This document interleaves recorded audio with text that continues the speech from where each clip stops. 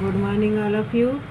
आज हम क्या पढ़ रहे थे? शब्द और वाक्य पढ़ रहे थे। अभी हमने उसके क्या देखा, शब्द को कितने भागों में बांटा गया है। हमने किस आधार पर पढ़ लिया है? हमने उत्पत्ति के आधार पर पढ़ लिया है, अर्थ के आधार पर पढ़ लिया, प्रयोग के अर्थ के नहीं, उत्पत्ति के आधार पर पढ़ लिया, प्रयोग के आधार पर पढ़ लिया और रचना के आधार पर पढ़ लिया।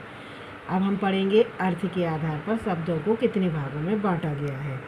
अर्थ के आधार पर शब्दों को दो भागों में बांटा गया है, सार्थक शब्द और निरर्थक शब्द। अर्थ के आधार पर कितने भागों में बांटा गया है? दो भागों में बांटा गया है, सार्थक शब्द और निरर्थक शब्द। अभी हम क्या देख रहे थे? अभी हमने पहले चैप्टरों में जितना भी देखा, हमने क्या देखा? हमने शब्द के भेद पढ़ रहे थे। शब्द के भेद कितने हैं? 4 भेद हैं। उत्पत्ति के आधार पर, प्रयोग के आधार पर, रचना के आधार पर और अर्थ के आधार पर। अब हम आज पढ़ेंगे अर्थ के आधार पर सार्थक शब्द और निरर्थक शब्द। जिन शब्दों का सार्थक शब्द, जिन शब्दों से किसी निश्चित अर्थ का बोध होता है, उन्हें हम क्या कहते हैं? सार्थक शब्द कहते हैं। जिन शब्दों से हमें किसी निश्चित अर्थ का बोध होता है, उसे हम सार्थक शब्द कहते हैं। जैसे बादल, पाठशाला, पंकज आदि। अब हमें क्या है, इन शब्दों से क्या हो रहा है? पाठशाला से हमें स्कूल का, विद्यालय का ज्ञान हो रहा है। बादल मतलब क्लाउड, हमें जो उनका पता चल रहा है। ऐसे ही पंकज से नाम का पता चल रहा है हमें। तो इसका क्या है, इन तीनों शब्दों का हमें एक निश्चित अर्थ पता चल रहा है। तो ये क्या है? सार्थक शब्द है। तो निरर्थक शब्द कौन से हैं? अब हम आएंगे निरर्थक शब्द पर। जिन शब्दों से किसी निश्चित अर्थ का बोध नहीं होता है, उन्हें हम क्या कहते हैं?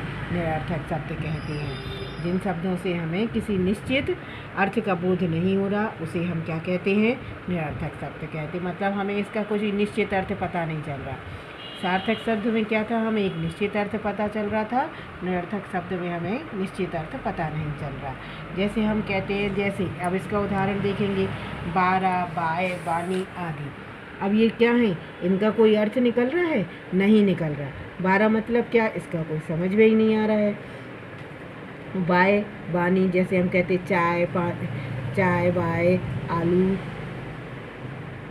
ऐसे हम जो अलग शब्द रहते हैं, उसके लिए हम क्या करते हैं? वो निरर्थक शब्द बने। आनी, बानी, ऐसे बहुत से शब्द हैं जिनको हम लगा के बोल देते हैं। तो ये क्या है? निरर्थक शब्द हैं। इनका क्या है? कोई भी अर्थ नहीं निकल रहा है। अब हमने अपनी क्लास 5 की गुंजन बुक में क्या पढ़ा? अर्थ के आधार पर शब्दों को 2 भागों में बांटा गया। लेकिन जब हम आगे अगली क्लास में जाएंगे तो हम क्या है? अर्थ के आधार पर शब्दों को 4 भेदों में बांटा गया है। अर्थ के आधार पर, जैसे हम 6th क्लास में, 7th क्लास में पढ़ेंगे, तो क्या है? अर्थ के आधार पर 4 भागों में बांटा गया है। एकार्थी शब्द, अनेकार्थी शब्द, पर्यायवाची और विलोम। जो भी हम बुक की एक्सरसाइज में पढ़ते हैं, उसमें क्या है? जो आगे की क्लासें रहेंगी हमारी, उसमें क्या है? अर्थ के आधार पर 4 भागों में शब्दों को बांटा गया है। और हमारी 5th क्लास की जो बुक है, उसमें क्या है? 2 आधारों पर बांटा गया है, सार्थक शब्द और निरर्थक शब्द। सार्थक शब्द वो हैं जिनका कोई अर्थ होता है, किसी निश्चित अर्थ होता है, और निरर्थक शब्द वो हैं जिनका कोई अर्थ नहीं होता है। यदि हम आपको बताना चाहें तो हम आपको ये भी बता रहे हैं कि जैसे हम बड़ी क्लास में जाएंगे तो हम एकार्थी शब्द जो होते हैं, तो उनमें क्या है? हमने जब हम 6th या 7th क्लास में आगे पढ़ेंगे या किसी भी दूसरी बुक में होगा, तो अर्थ के आधार पर उसमें क्या बांटा गया है? 4 भागों में बांटा गया है।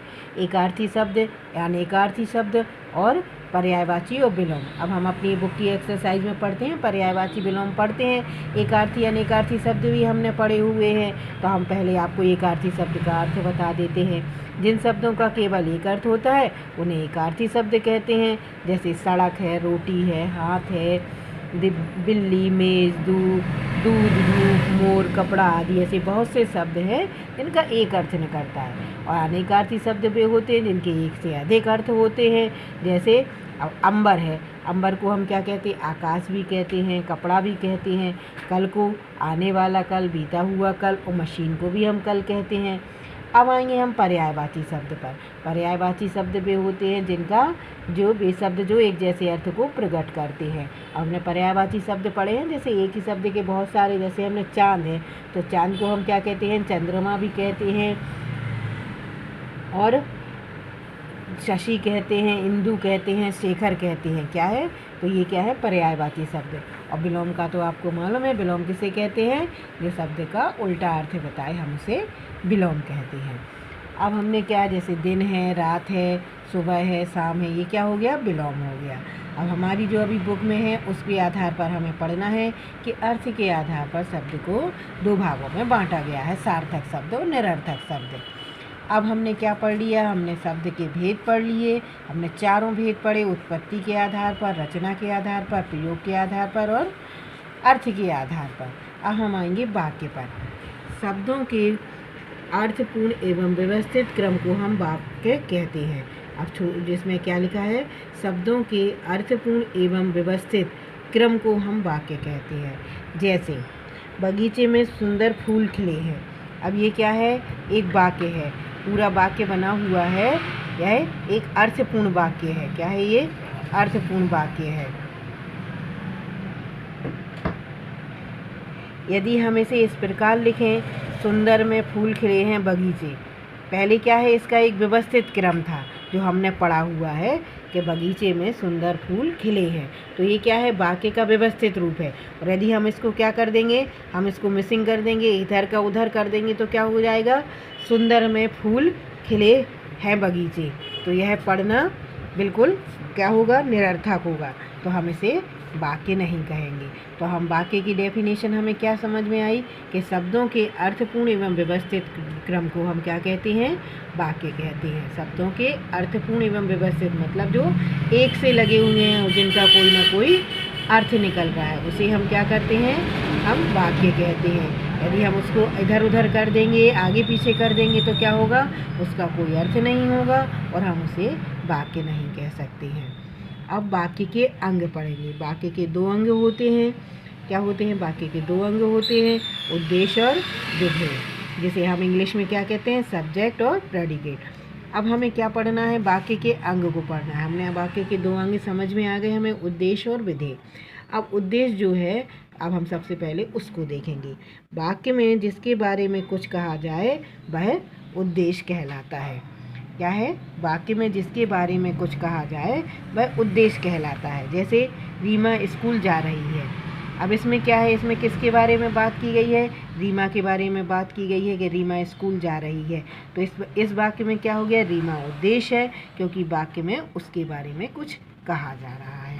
हम एक बार फिर समझेंगे कि उद्देश्य क्या है। वाक्य में जिसके बारे में कुछ कहा जाए वह उद्देश्य कहलाता है। जैसे रीमा स्कूल जा रही है, तो इस वाक्य में क्या है, वाक्य में रीमा उद्देश्य है, क्योंकि रीमा के बारे में कुछ कहा जा रहा है। अब हमने जान लिया, उद्देश्य जान लिया, हम विधेय पर आएंगे। वाक्य में उद्देश्य के बारे में जो कुछ कहा जाता है उसे हम विधेय कहते हैं। वाक्य में उद्देश्य के बारे में, अभी हमने उद्देश्य में क्या पढ़ा था, एक हमने उदाहरण के तौर पर पढ़ा था कि रीमा स्कूल जा रही है, तो उसमें क्या था, रीमा के बारे में कहा जा रहा था, तो उसमें रीमा उद्देश्य हो गई। अब उसमें क्या है, अब हम उसी वाक्य को इसमें लेंगे, विधेय में लेंगे, तो क्या हो जाएगा, जैसे रीमा स्कूल जा रही है, तो इसमें क्या हो गया, रीमा का उद्देश्य क्या है, स्कूल जाना, तो इस वाक्य में विधेय क्या हो जाएगा, स्कूल जा रही है।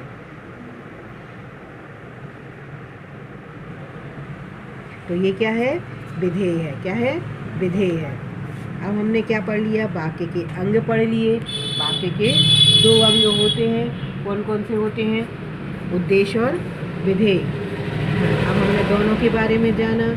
उद्देश्य वो है जिसके बारे में कुछ कहा जाता है, और विधेय क्या है, उद्देश्य के बारे में जिसमें कहा जाए वह विधेय कहलाता है।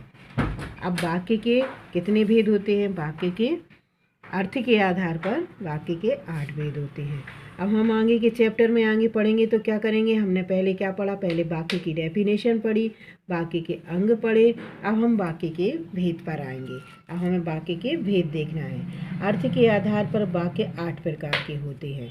कौन कौन से होते हैं अर्थ के आधार पर, विधानवाचक, निषेधवाचक, प्रश्नवाचक, संकेतवाचक, संदेहवाचक, इच्छावाचक, आज्ञावाचक और विस्मयादि बोधक।